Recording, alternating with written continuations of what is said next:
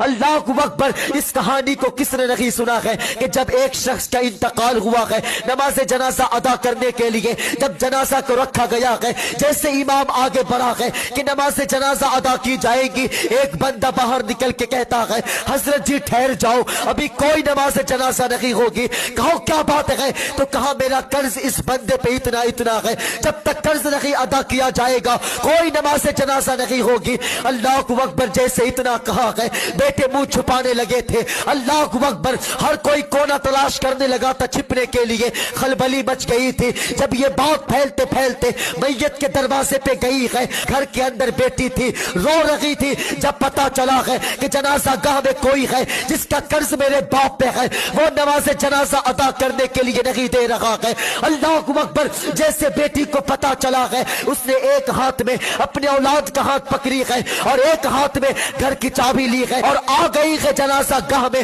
پہلے باپ کے پاس گئی ہے اور چہرے سے کفن ہٹائی ہے اور باپ کے پیشانی کو چوم کر کے کہتی ہے ابا پریشان نہیں ہونا، آج تیری بیٹی زندہ ہے، آج تیری بیٹی زندہ ہے، اور جب تک تیری بیٹی زندہ ہے کوئی تیرے نماز جنازہ کو ادا کرنے سے نہیں روک سکتا ہے۔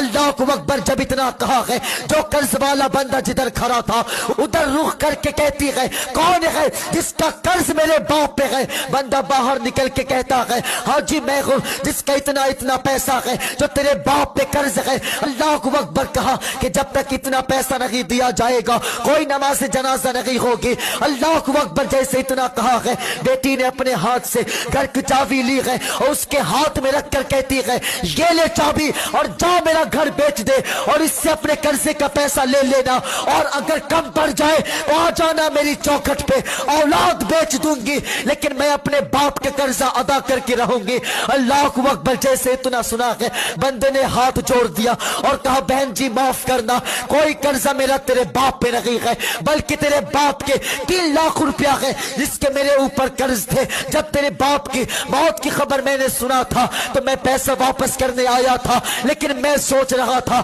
کہ اس کا اصل وارث کون ہے، اس لیے اتنا کرنا پڑا ہے۔ بہن معاف کرنا، یہ لے اپنے باپ کا پیسہ رکھ لو۔ اللہ اکبر، یہ بیٹی ہوا کرتی ہے جو اپنے باپ کے لیے مرا کرتی ہے، اور تمہیں خدا کا واسطہ ہے بیٹیوں کی عزت کرنا، بیٹیوں کی عزت کرنا۔ خدا کی قسم کھا کے کہتا ہوں بیٹے وہ ہوتے ہیں جو نسلوں کو بڑھانے میں کام آتے ہیں، اور بیٹی وہ ہوا کرتی ہے جو مرنے کے بعد دنیا سے لے کر کے آخرت میں تک کام آتے ہیں۔